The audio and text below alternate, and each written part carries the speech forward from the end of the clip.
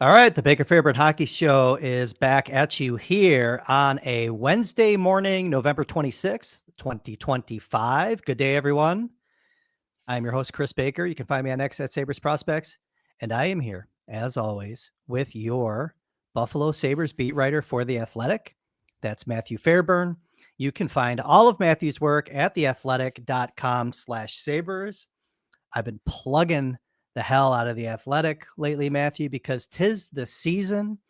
And I just want to get one more plug in here before we take a little holiday break and enjoy our Thanksgiving by saying get over to The Athletic if you're not currently a subscriber and get the deal. I'm not going to tell you what the deal is because, frankly, I don't know what the current deal is, but get over there because we know that one exists. You can find everything: football, hockey, baseball, etc., golf. I can go on and on, but I won't. As people are joining, if you're watching this on YouTube, like this video. We get about 10% of the folks that consume this show on YouTube liking the video. Let's get 20%. All right. I'm making a push. All right. That'd So be a like big this jump. video. That would be a big jump. Okay. I was going to say, let's go to like 12.5%. No, 20%. 6:15. I'm yelling. I'm going to wake my dogs up. And when So like this, you're talking to your family and friends on Thanksgiving weekend, tonight you're out, enjoying some beverages on Thanksgiving Eve. Make sure to peer pressure your friends into subscribing to the channel. Say, are you subscribed to the channel? Are you subscribed to the Sabres Prospects YouTube channel? Have you hit the notification bell? That's right. What are you doing? Like the video. Pressure your friends and family into doing it, into leaving 5-star reviews. It'll help the show, and it'll be a good start to the holiday season. We're up like 100, little over 100 subscribers in the last month. So it's helping. The numbers are going up. The algorithm seems to be happy. Let's keep it happy.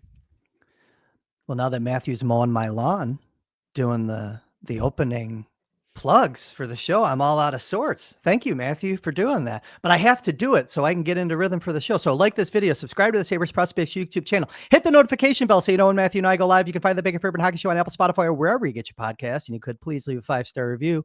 Enough plugs. Let's just dive right in.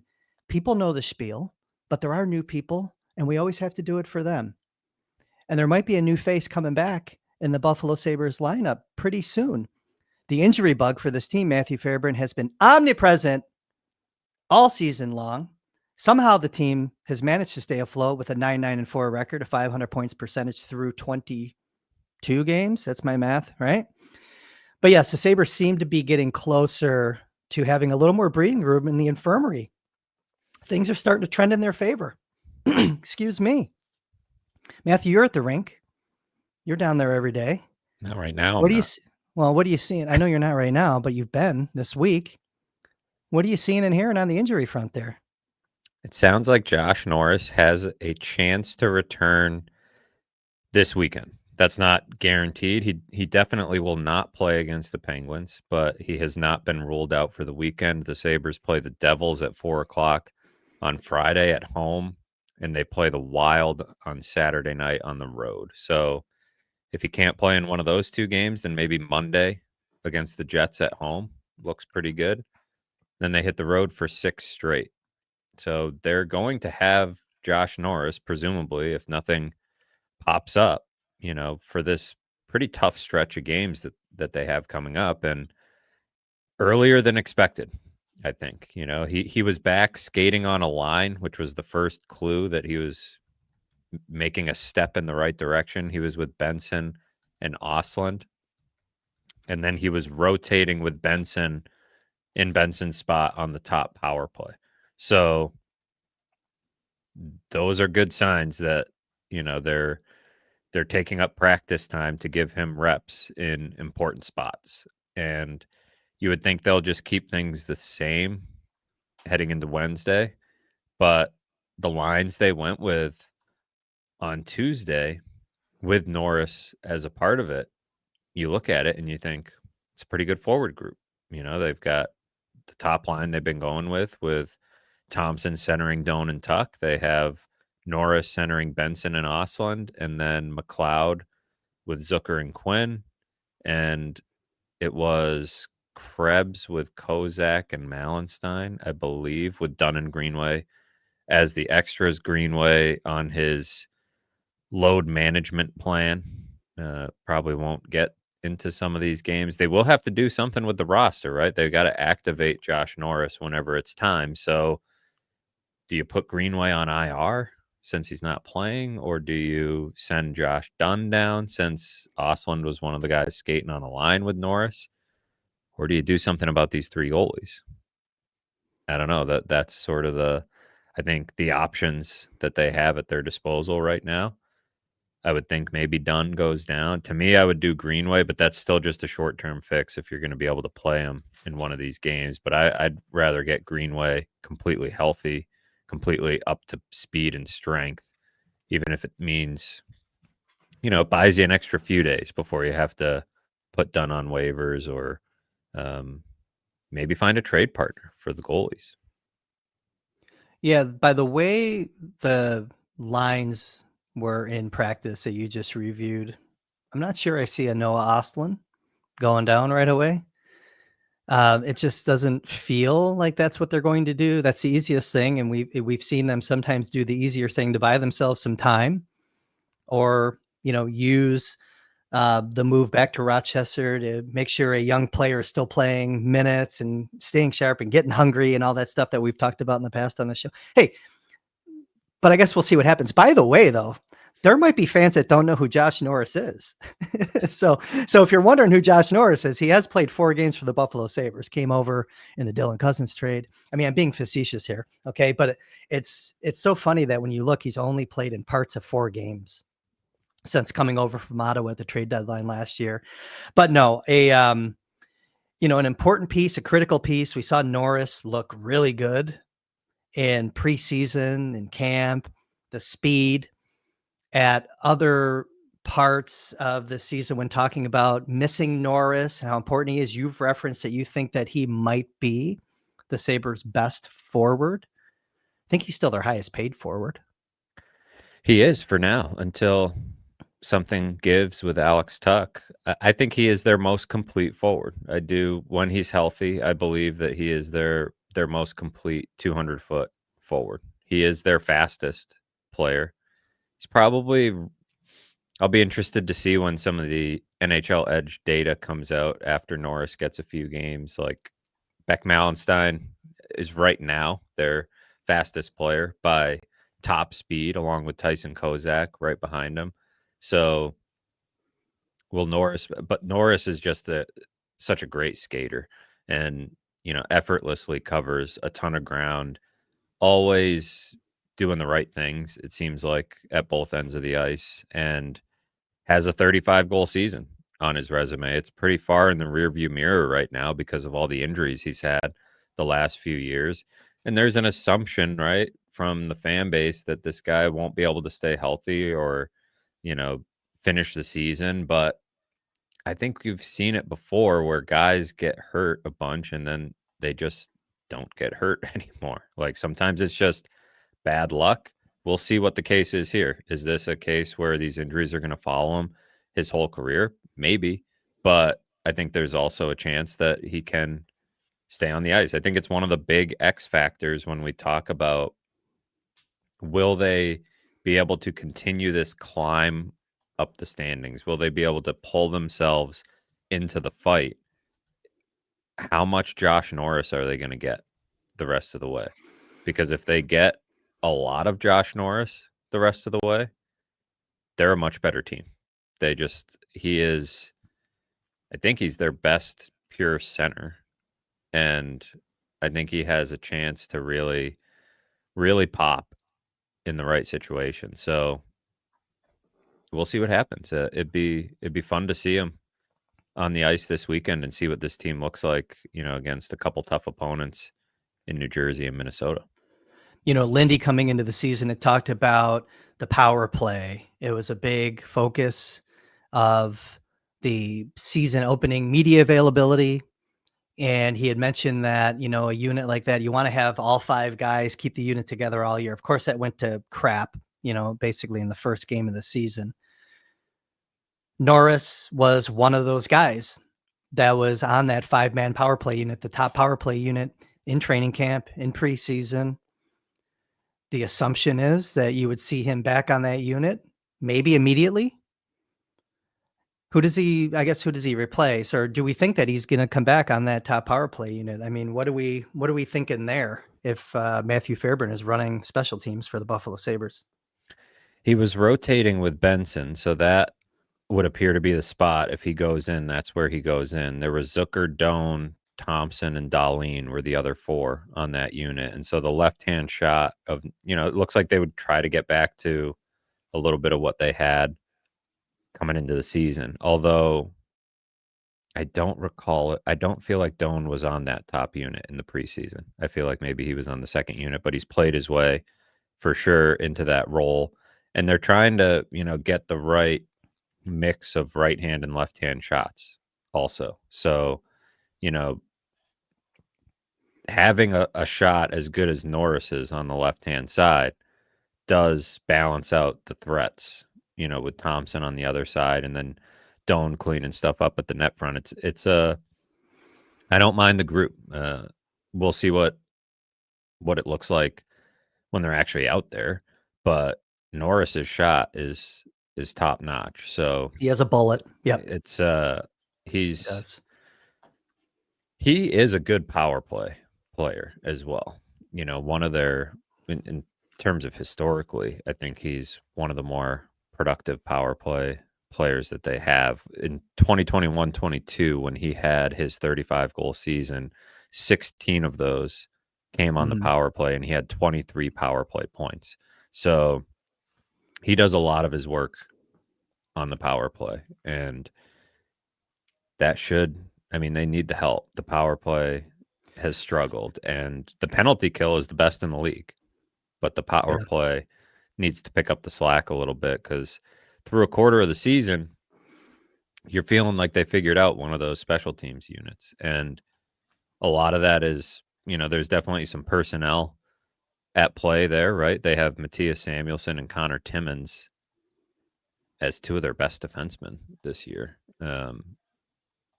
They didn't have a good version of Matthias Samuelsson last year, and they certainly didn't have Connor Timmins. You had Connor Clifton playing some of those minutes. You probably had Owen Power is still playing some penalty kill, but he was probably playing a little too much penalty kill last year. Yoki Haru would get out there at times.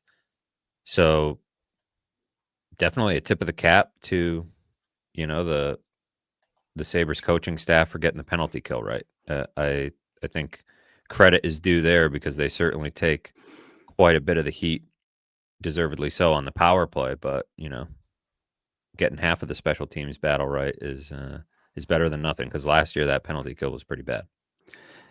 Sabres 17.9%, 20th in the league on the power play this year. They were 1 for 2 in that big win on Friday against Chicago and just 1 of 4 on Sunday in their victory over Carolina. So, yeah, and, having a finisher.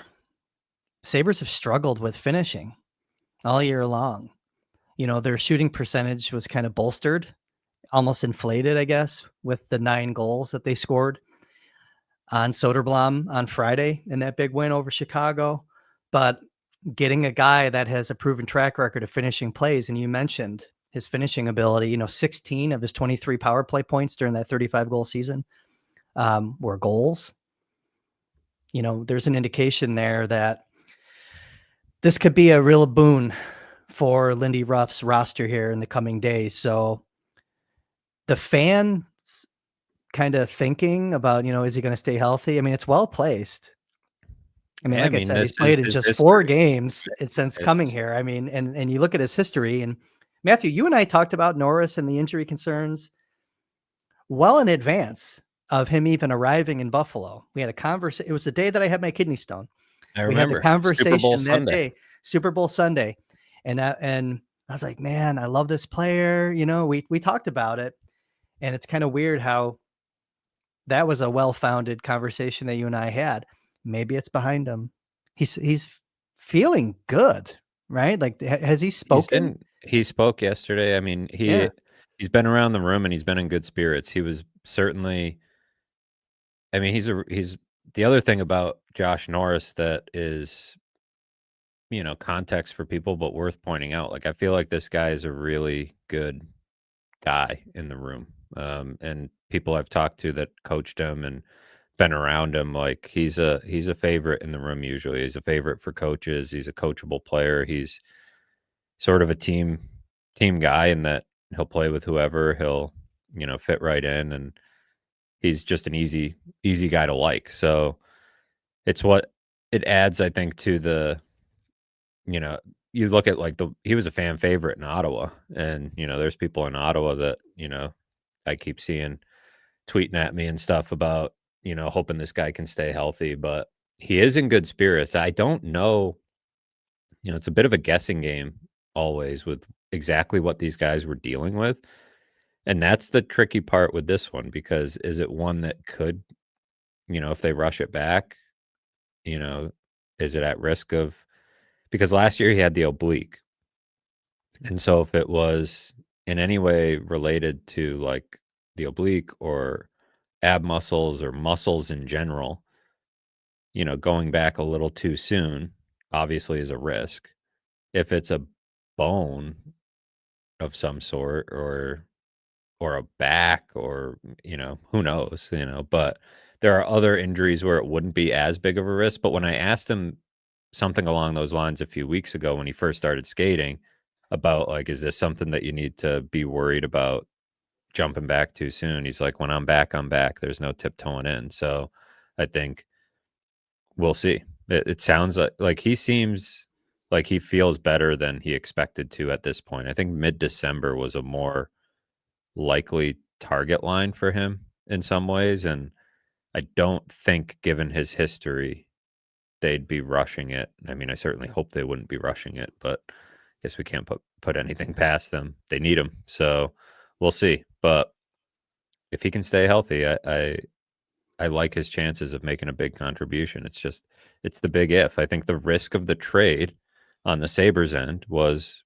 Norris's health, and the risk on Ottawa's end was simply like, what will Dylan Cousins become? Will he ever bounce back? And Dylan Cousins so far has just been Dylan Cousins that we saw the few years prior, some good moments and then a lot of, kind of not so good moments, and the aggregate is just not the impact player the Sabres thought they had in 22-23. The trajectory hasn't drastically changed since he got to Ottawa. So Buffalo still has a chance to win the trade, Kris. They've still got a shot. We'll see how that one plays out. You know, that what gets me excited, I guess, about the line composition. We have seen Zach Benson really help Tage Thompson's game when they're paired together. And now you have Benson on the left side with potentially Norris and Oslin. I just like the feel of that line. Two very young players, but Benson doing the work. He could have the same impact and win loose pucks and be a serious lever to pull, that gets Josh Norris those looks for his finishing ability. And Noah Oslin simplifying his life for a little bit on the wing. Now, back when he was playing in the Swedish Hockey League, he was always a centerman in the junior ranks, played a little center professionally, but they put him out on the wing a lot. When he was over in Sweden, he looked really good when he was on the wing and his life was simple. Now, his responsible play, I just like the feel, like how I can see this line functioning in my brain. I want to see it. If that's indeed what they go with, and Oslin's a guy that stays up, because we didn't have that on sketched out when we were doing our lines. We certainly didn't have Oslin here. We did have Benson, maybe with Norris and Thompson coming into the season, but we haven't seen it. So I'm really interested to see that now in action. I just wanted to kind of state my thoughts there. The way Tage is playing at center, I just think it's such a better lineup when Tage is at center. Even if he's marginally better on the wing, the way the team is currently constructed, it's so much better when he's playing center. It's even if, you know, I don't know how you would number these lines. Maybe the McLeod line gets a little bit more ice time than the Norris line potentially. But I'm not. I mean, with Benson is routinely one of the leaders in ice time, so it's likely that that would be your number two line, and it actually gives you a little bit of a clue about where their needs might be, right? Because and where maybe they see their needs because they now have Josh Doan and Zach Benson, as you mentioned. Like Josh Doan has been a quality top six forward, a guy that fits, a guy that can keep up on those lines.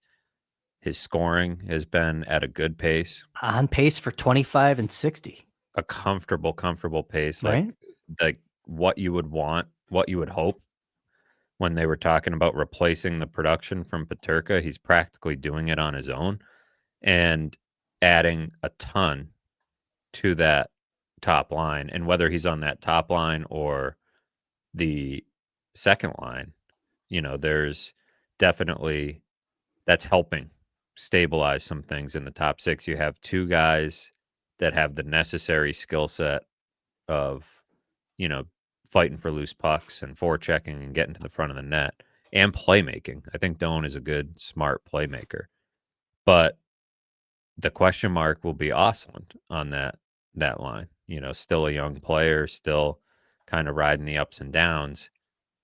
Is that where they look at some point for another forward? Another guy that could plug in, a top six forward that maybe doesn't need to be when you're healthy, maybe doesn't need to be a center, right? We were talking earlier in the year about the potential need for a middle six at the very least center, which is a scarce commodity on the trade market. Maybe now, depending on how Awesome plays, they don't need to necessarily make the deal now. He could be that guy. He could be the answer for you. But especially between Osland and Roseanne, you do have some internal options for competition. Quinn is playing a little bit better, so it's another right shot that you could potentially put up at some point. And you've got Greenway who could plug in on the McLeod and Zucker line. You have, still Roseanne and Osland that could plug in on those lines if you needed. But to me, that looks like the spot where maybe you would look to bolster the roster at some point. Well, let's talk about that then, I guess, because, it's kind of funny. You mentioned Oslin, Roseanne. We've kind of hinted at this where I think you and I are in agreement that um, they've been competent up here, encouraged by what their future could look like, but maybe it's not the best situation to have these young guys. And if you're trying to make a playoff push, and Kevin Adams said the window's open last year, 2 years window's ago. still open, right? Yeah, a couple Windows years, right? Yeah, the window's you been just like, yeah, wide open now. This breeze is coming in. yeah, somebody left it. Someone left it open. Someone left the window open. But the Yuri Kulik injury is almost like that Jack Quinn injury that he suffered 2 off seasons ago, I guess. Was it 2? Where when he got hurt and like Kevin had to act and he didn't, right? Kulik's kind of the injury now. That is a similar spot. Did he learn? And so nice segue, I guess, bringing up how the lines are constructed, kind of tell you what the needs are. Vancouver.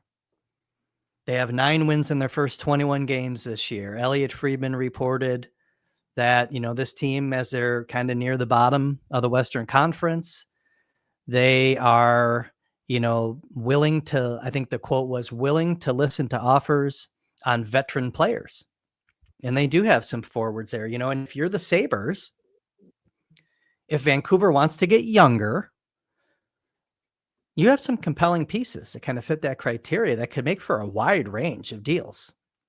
Small, but also a big deal. And there's a few players that I think, like I said, would compel. And I think there might be a couple players there that would be very interesting to Kevin Adams to add another veteran that Vancouver seemingly is looking to offload.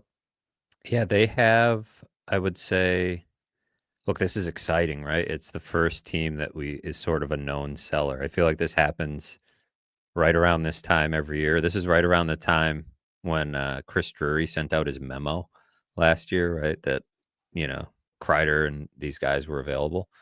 It's always exciting when there's a real tangible seller and you can kind of go through the roster and see if there's a fit. And some of the fits are better than others, I think. You know, of course, Elias Pettersson is a name that people are going to go to.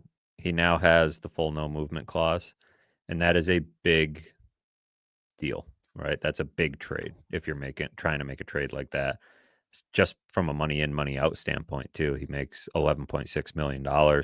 He has been better this year than last. But what's interesting as we preface this conversation is we have not seen a lot of deals from Kevin Adams from the start of the season to the trade deadline, right? He's made deals around the trade deadline, like Middlestat, Greenway, Cousins for Norris, you know, the deadline type deals.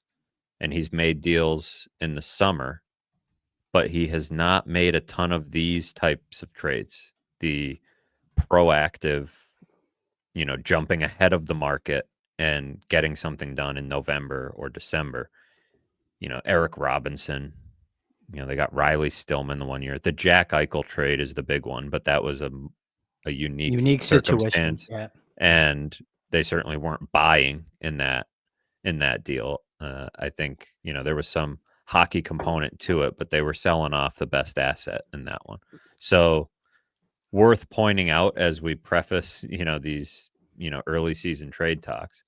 Pedersen to me doesn't feel like the most realistic move with that in mind from Kevin Adams, right? Is he going to really shake up this group like that in season? I don't know if I see that. And you have to convince Pedersen to waive his no move. Might be possible with Darlene here, but it's still Buffalo and it's still not the That's easiest the sell. only that's the only reason why it's worth even mentioning his name in this discussion, I Yeah. think, is the Darlene factor. Um, and I know you want to kind of keep going through your thought process just on Pedersen real quick. If it does come to that, I think the cornerstone of a Pedersen to Buffalo conversation is probably an Owen Power because you know, they're going to want like a Zach Benson, which I'm not doing. No, I'm and not they doing, maybe would talk Byram. but You know, Thomas maybe Drance mentioned that not in connection to Pedersen, but he mentioned the Byram interest from the Canucks. And, you know, he sort of tied that into the possibility of them losing Quinn Hughes. that's Like where I was if going. they're preparing for the eventual loss of Quinn Hughes, I would think they would want Byram or Power. And Power helps with the dollars in and out, but also the Quinn Hughes potential offloading down the road. But Byram would fit that too if you know you got to add to it. But anyways, I just wanted to interject, but keep kind of going through your process because I think there's more realistic targets potentially to discuss. So Brock Besser, Jake DeBrusk, they both have full no movement clauses. Besser just signed. DeBrusk signed somewhat recently. Convincing those guys to waive seems unlikely. Evander Kane will, you know, he's not coming back here. He has a 16 team list. He's not coming back here. Don't want him. Um, the next highest paid guy that I mean, you know, I like this player a lot, and I don't know. They just re-signed him, so I don't know if they would go there. But obviously, their plan has changed. Is Connor Garland, and you know, you talk about a winger that can play in the top six, that can, you know, add some of those components that we've talked about that would fit as far as, you know, playing a little nasty and being responsible away from the puck, and has, you know, definitely some scoring touch. He's had 46 or more points in 4 straight seasons, had 19 goals, 31 assists last year. He's got 5 goals and 8 assists in 19 games this year. Good player. I just don't know about the availability of a guy like that, but he is 29. So if you're trying to reset your timeline and get younger, you know, A, maybe you shouldn't have re-signed him, but B, you know, maybe that's a guy that you reconsider and you say, you know, it's time to potentially move off him. I like, you know, he's got a $4.95 million cap hit this year, and then he has 4 more years after that at $6 million. That's a pretty good deal for that player in a rising cap. So I think the cost might be kind of high on Garland, but he would be he'd be the type of guy that would add a veteran presence to the room. And he's a Massachusetts guy, so while he doesn't have any trade protection, but it could be worse for him as an East Coast guy than getting traded to Buffalo, I would think. Yeah. No, I think that he kind of fits from the player profile. Um, he doesn't have the size that would be ideal, but I don't think it matters. He definitely plays bigger than he is, can score. He's always had a good stick. He's got that little edge to him. I like kind of where you're going with that. Um, what are the young players, I mean, that we think that you'd have to put on the table to have a discussion about Garland? I mean, you're probably talking about a Jack Quinn type of player. I would think You're so, probably and right. maybe a little more, maybe a You little know, more.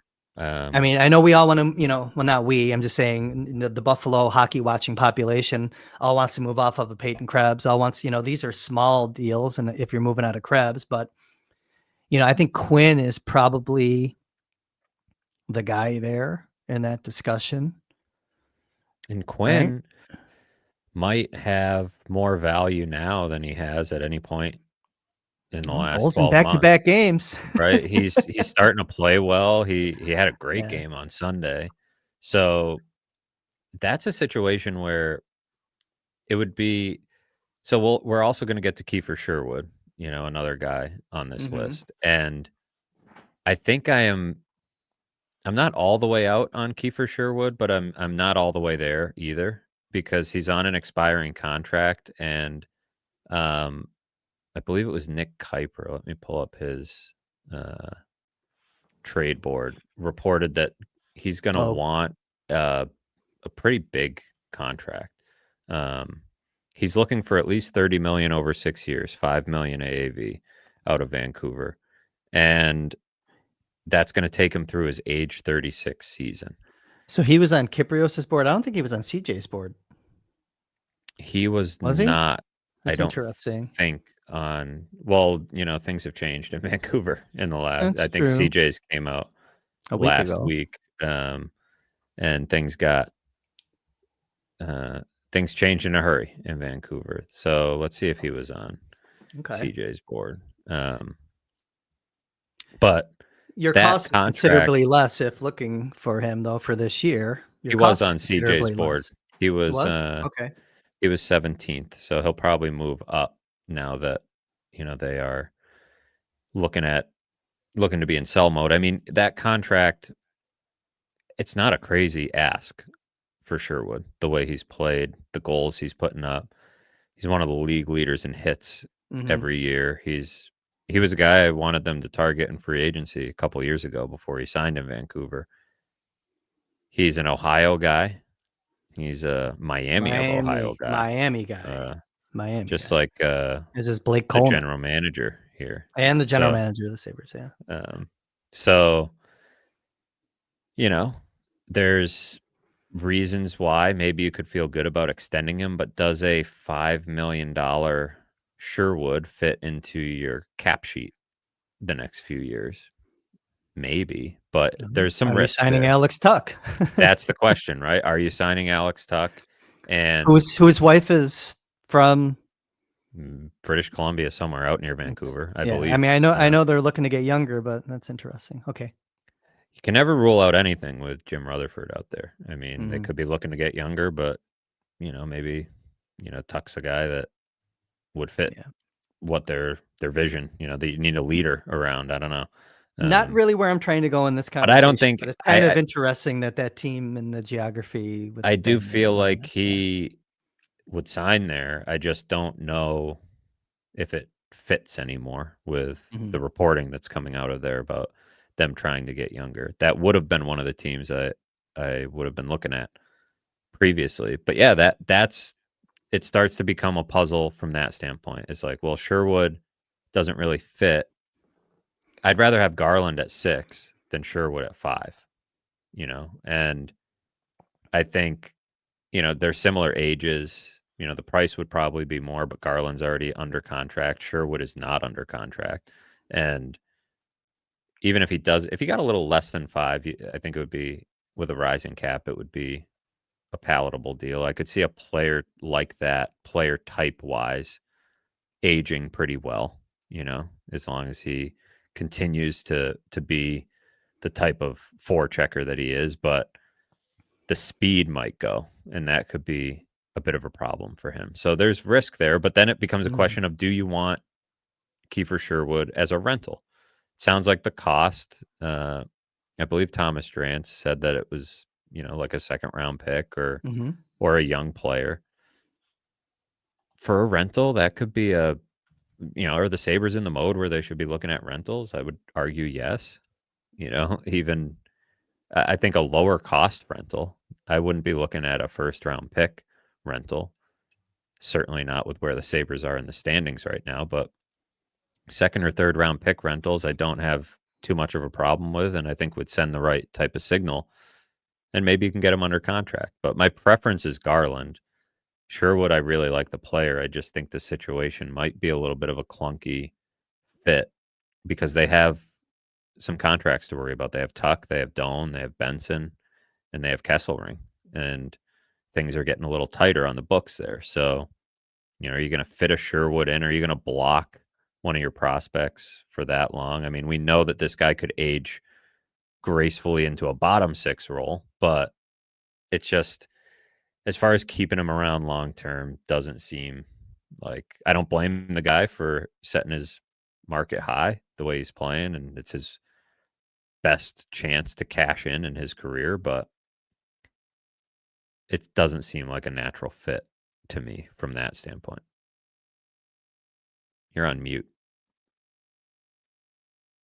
Kinda like the idea of going after Sherwood as a rental. Right, as You know, a I mean, rental, you gave up a second round pick for Beck Malenstein. You can give up a second round pick. sort of gave up a second round pick for Timmins, right?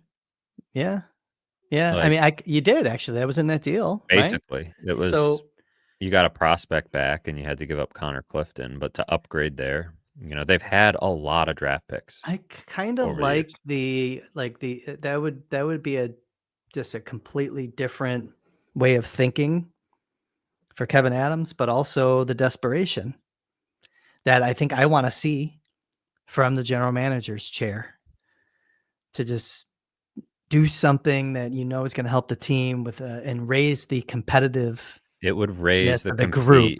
It would raise the big fight. time. I mean, and the finish, right? Mhm. He's got a he's definitely hot right now. I mean, he's cooled off a little bit, but he has what, 12 goals already this season. He Yeah. was on a He's your heater to start the year. leading So goal getter in Vancouver right now. I don't think he's going to necessarily keep that up, but he would just add some pop. I mean, even like you think about putting him on a line with Norris and Benson, you know, like throw him right into the top six, and I think you have a pretty decent group there. So it would, as a rental, I'm okay with a rental at that level. Yeah, I don't think this is a team that should be throwing around first round picks for rentals, but the signal it would send that's what I to the mean. room is like, hey, we're going for it. And yeah, second round pick, we've had a lot of those, right? Wasted some of them, and teams waste them every year. Look, the Calgary game, Matt, when we were talking after it and like they're needing leadership, they're needing inspiration, the player like they let's not forget that was just a week ago, man. Okay. It's not like just because they won 2 games, not every no, there's still a need for the general manager. Let's not forget there's still a need to do something, in my Yeah, opinion, to even as they keep get healthier, it's like this was a yes. roster that could use, and the injuries should serve as a reminder of what's to come. More injuries will happen. The schedule is condensed. Look around the league. There's injuries all over the place right now.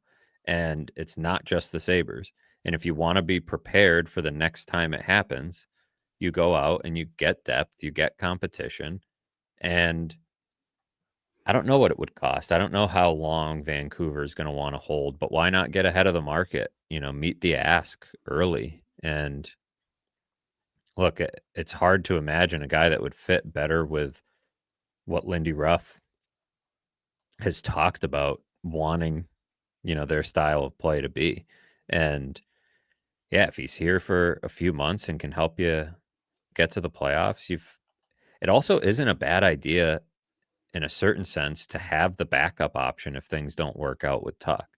Kiefer Sherwood Mhm. is not Tuck, but if Tuck does, not re-sign, and look, if they're in a playoff push and they haven't re-signed Tuck, the trade conversation kind of goes out the window because it's like you can't do anything to jeopardize the playoff push. Like if you're in the mix at the deadline, you're not trading Tuck. I know it's probably not the smartest hockey decision in the world, but the context matters here in this market. And I'm not worried about assets. I'm not worried about Making maximizing the the return of the assets. playoffs. Making the Yes. playoffs trumps everything. So if you're even within sniffing distance, you're not trading Tuck for the one reason that making the playoffs is more important than anything for so many reasons, for organizational morale, for business purposes, for the experience for the players. Like it goes without saying how important the playoffs are.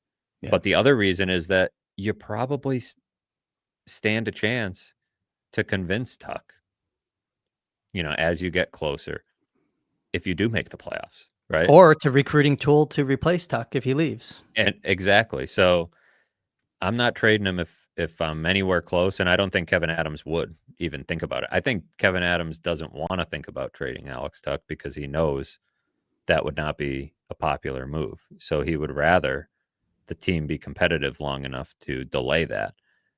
But if you have Tuck and you have Sherwood or somebody else, right, that's a potential replacement, like if Tuck walks out the door and it's a pretty weak free agent class, you might look at Sherwood and be like, look, can we, is there a deal to be made there? If the cap dollars are just sitting there anyways, and it's hard to convince outside free agents to come to Buffalo, that could be a guy that if he's already in the building and he's made a playoff push, would think about sticking around. You give yourself options anyways. You're going to have to build this team through the draft and trades because free agency free agency isn't a great option for a team like the Sabres anyways, and it's not looking like a great option for many teams these days with the way teams are retaining players in the rising cap world. And you just look at the free agent class next year and it doesn't look great. You're going to be looking for the next Kiefer Sherwood, right? Mm-hmm. The bargain bin guys, the next Dakota Joshua. Like Vancouver's found some good ones the last handful of years. They just haven't been able to get the rest of the roster right. But you're looking for those bargain type players, or you're trying to make trades and retain your own and build through the draft. So yeah, I don't mind the idea. I love the player, that's for sure. If you can't get a deal done there in Vancouver, I think Ryan Lomberg's been sitting out in Calgary here and there. He'd I'm be not giving up cheaper. hope. He'd be a lot cheaper. He'd be A cheaper, lot that's for cheaper. sure. And He's not just another guy to rotate in to the bottom line. That's all. Not an every night guy necessarily, but just something. Again, the compete level. Poor man Sherwood for sure. A little bit of a different look and attitude and edge to his game, but just and to he's kind of got put a a bow Stanley on it. Cup. Yeah, He's well, got a hey, ring. listen, we kind of like that here too, I'm sure. I don't think Um, Sherwood does have a ring. Lomberg's on an expiring deal and doesn't have trade protection. What does it say about the NHL, by the way, that I had to check if Ryan Lomberg has trade protection? no, I know 1/3 It of the says league, that right? too many You got to players have you got a trade 1 in protection. 3 chance of a player. So a player that presently doesn't have trade protection. Let's bring it back to Connor Garland. He does not have trade protection this year. He's a full no move. In the next 3 years after this season, then he gets to, I think, a 15 team no trade in the final year of his deal when he's carrying that last year of his $6 million salary. So we spent a lot of time there on Sherwood, but I think I wanted to bring it back to Garland because that is, I think, your guy. That would be your ideal player here. And you kind of laid it out. But Talk no, about Tuck I think insurance. I mean, he's not Tuck offensively, but he's kind of fits the player type a little bit, as well, far as filling that role. does a Garland and a Rosane get you over the hump of, losing a Tuck potentially? Maybe, I don't know, because I talked a little bit about that last week, and it's still in my mind that Rosane from a profile is pretty close, but I don't want to repeat everything If you don't know what I'm talking about, go back and listen to our previous episode. And like the Before we video. and like the video, like the damn video, people, hit the like button.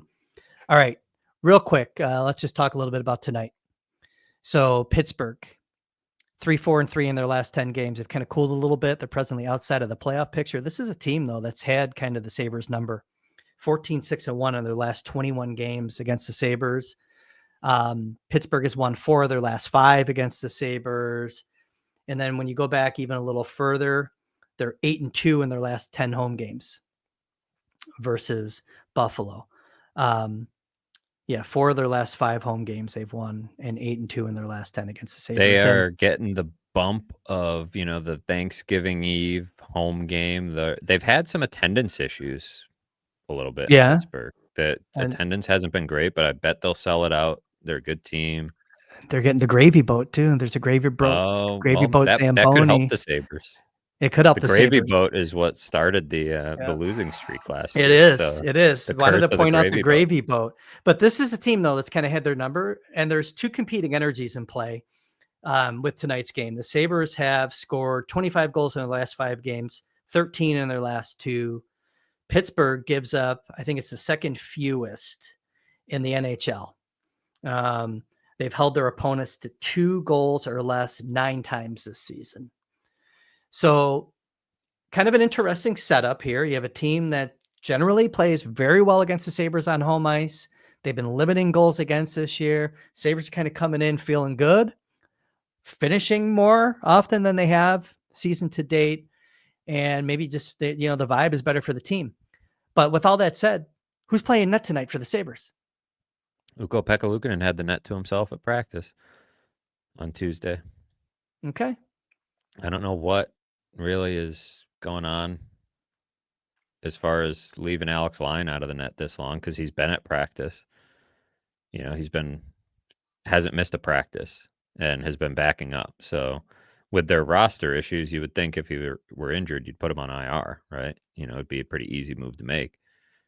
This is just a ride in the hot hand, and he is Ukko-Pekka Luukkonen is that guy right now. As I mentioned last week, like, I like or prefer to jump off the guy before, like, the hot hand is going to become not the hot hand at some point, and I would like a little bit of anticipation in terms of when that will be, right? And Yeah. picking some spots, but right now the bet seems to be that Luukkonen would be in net, and then at some point somebody else will get in because they have a back-to-back on Friday and Saturday. So whether it's Friday against New Jersey or Saturday against Minnesota, another goalie will play regardless of how Luukkonen goes tonight. But this is one of those 4-point games, right? In the standings. Pittsburgh is sitting at 10-6-5 with 25 points, 3 points ahead of the Sabres. They are just outside the wild card. Currently, the wild card is 26 points. The Bruins and Capitals both have 26. So this is a pretty big game as far as November game goes. I mean, they all feel somewhat critical to the playoff It is a mix, big but game. they feel especially critical when it's a team you're going to be battling for wild card position with. That.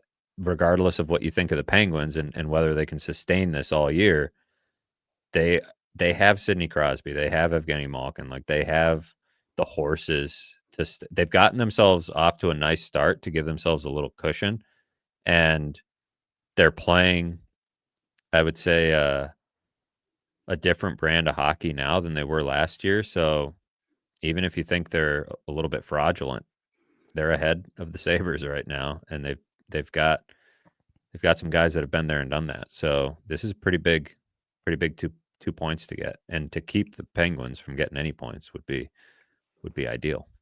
It's kind of big for Pittsburgh too, man, because everyone thought they were going to be sellers coming into the season. They lose this game against Buffalo. This could be the beginning of the gravy boat slide. And then just like we talked about Vancouver, we might be talking about what veteran can Kevin Adams look at. And you know where I'm going to go, but all roads lead to probably one name for me, and we're not going to go there right now. Ukko-Pekka Luukkonen. I have him at 2-3-1 career record against Pittsburgh. .907 save percentage, 3.21 goals against average. We'll see if he fares better tonight in net for the Sabres. If that's indeed how it goes down, you never know, but it sounds like that's interesting. I like, by the way, I'm on the other side of this a little bit. I like him going back to Luukkonen because I just whatever gets them to get down to 2 goalies. And if Luukkonen has a That's good true. game, it gives him more confidence to get down to 2 goalies and make a move with Ellis or kind of figure out forces their hand. And They do Lindy have to would make a be decision at happy. some point. They do need soon. Very Soon. soon. Because, you'd almost argue they should make a decision by the time Norris comes back, and if it's not Norris, you're gonna be getting Danforth and Kesselring back, so you're gonna need the Kesselring spot is already accounted for with Metza. He'll easily go back down, and then you have the space. They need to make a call there, though, for the sake Yeah. of roster flexibility, the ability to maybe you know, bring guys up and down as they see fit. I just feel like it would be nice to get a decision there. I'm sure Lindy Ruff would be glad to have a decision, and I think that if Luukkonen is playing this way, then you can go Luukkonen Lyon and That was the figure out what to plan, do with man. Ellis. That was the plan Maybe coming into the year, you know? maybe a young goaltender would be of interest to some of these teams that are selling at some point. Yeah. Maybe a Colton Ellis could be a throw in a package. I also got to thinking as you mentioned the gravy boat. The Sabres had the saber for the player of the game at the Mhm. start of the year, and then they went away from that, and they have this belt. I feel like they need to bring the beer saber on the road as the player of the game Mm. award. The Mm. beer saber really changed the energy on Friday, and I feel like they need to keep that. They need to harness it. They've got a belt now, and it's fine, but it's a little generic, right? Doesn't have anything really that stands out that makes it uniquely Sabres like the saber. The vest Yeah. last year obviously didn't work, so it's good that they got rid of that. The saber looked like it was getting a little dangerous in Alex Lyon's hands early in the year, but the beer saber, I don't know. Just an idea that popped into my head as you're talking about the gravy boat, and the beer saber really changed the energy for this team. When I was down at the game on Friday, you came down in the second intermission from the press box. We just chatted for a little bit in the concourse there. And I was telling you, I was like, I should get one of these beer sabers and use it to drink my coffee on the show on YouTube. But I'm sitting here, I'm looking at these little windows, and there's no way that It I'd wouldn't. even be able to fit it in, and it You'd wouldn't be work. like But those people on the Jumbotron that were just and I'm not even oh my God. making fun of these people because who's used to drinking out of a beer saber? People think they're just going to be able to chug out of it, but everybody that tried, was just spilling all over themselves. You saw people later on, I think, figuring out like slow and steady wins the race on Yeah. the beer saber. When you try to chug, it just ends up pouring all down your chest. But there was some sloppiness on Friday night at the arena, which is good. It's been not bad attendance wise. They've been No. up like 1,000 fans a game from this point last year, which is, pretty significant. They're still down near the bottom in terms of capacity, but we discussed this last year. Like the arena's Yeah. probably too big, Yeah. and it's up over 19,000. Like it's one of the biggest arenas in the league and one of the smallest markets. So actual numbers wise, they're what, like mid 20s maybe. Like, but the fact that they're up Yeah. alone is like it's How much of that is paid gate? that's a good question. They did give away a lot of tickets to the opener or included it with, your They had Fireman's Night recently. They had a yeah, couple events that I think it's, I know it's never entirely paid gate, but it does make you wonder that's how much it actual does ticket matter revenue is when it coming in comes with these to the boxes. revenue that flows in, but in terms of the energy in the building, it has helped. Like there have not been a lot of nights that I've looked around and thought, "Ooh," and there was a lot of those last year where you're like, "Man, this place is pretty empty right now." Yeah. That could happen, but we're already, at late November. There's always that lull, I think, in the middle of the season sometimes, but post Bills season, there's a chance if the team stays competitive that they could start filling it up a little bit. I'm sure the beer saber helped on Friday, and the butter dish on Sunday was probably a big hit. Got a few more people in the building. And an afternoon game that brought families down and kids down. I think as you get into A fatherhood a little matinee, yeah. deeper, it's going to be a lot easier for you to load the kids up for a 1 o'clock than it is for a 7 o'clock. Absolutely. Yeah, that's, definitely played a factor. No Bills game on Sunday either, so Yep. people were maybe the butter dish could be the player of the game award in the locker room if they have a spare one lying around. You just are hell-bent on getting 'Cause, rid of this belt. You just wanna get rid of this the belt. belt to me is a little generic. I just feel like, the saber Mhm. had a real aura to it, and the Yeah, belt is just a little, I mean, everybody's got one now, right? Like a player of yeah. the game thing. So some of them are gonna be a little more fun than others, but, um, I just think they need to have that beer saber energy with them when they go to Pittsburgh. Well, big game. Really, interested to see how everything shakes out, see if the Sabres can continue their winning ways and make it 3 in a row. Matthew Fairburn, you wanna do your plugs before we get out of here on this Thanksgiving Eve? It feels like a Friday. It That's why I'm does. so damn chipper. I know. But You yeah, you were but really dragging me into the fight this morning. You were yelling right off the jump, and fire it up, just man. it's a good Wednesday. Wednesday that feels like a Friday is always a good Wednesday. People can head to theathletic.com/sabres and find everything I've written there, including something I posted this morning about kind of what I'm seeing, some trends I'm seeing through 22 games, a quarter-ish of the season. And we'll be back, I believe Monday is the tentative plan. We'll have a Maybe couple, before. We'll see. maybe Maybe before. Who before. knows? Who knows if we get snowed in or something? Um, some snow Don't is say coming to that. the south Don't towns. say that. I gotta don't say that. I I gotta got do to some fire up the driving. snowblower. I got to I make gotta sure that change my thing's oil working. on the snowblower, and I still have my deck stuff out, and I gotta, like, I gotta get out there. I know. Don't Yeah, even that's I've been busy, man. I've been busy. I've had a lot of shit going on, Matthew Fairburn, and the production crew has not helped me with it. So, I'm gonna get their asses out there. so maybe we'll see Um, you this weekend, but at the latest, I would say Monday. And we'll have some more hockey to discuss when the time comes because Pittsburgh, New Jersey, Minnesota, I think it'll be time for, well, depending on how it goes, one way or the other, it'll be time for a playoff check-in. How realistic is it looking? We'll find out a lot about that in the next 3 games. I'm eager to have that discussion with you. For Matthew Fairburn, you heard it, folks. You can find him over at theathletic.com/sabres. He's been cooking up a lot of good content this year. Get over there, check it out, and comment on his stories. For the production crew, who I had something cool to say for the production crew, but I can't remember what it is now. I'm Kris Baker. Everyone have a very nice Thanksgiving with your family. Thanks for making the show part of your routine. And we'll see you again whenever the hell we do get back here and do another show. Have a good one.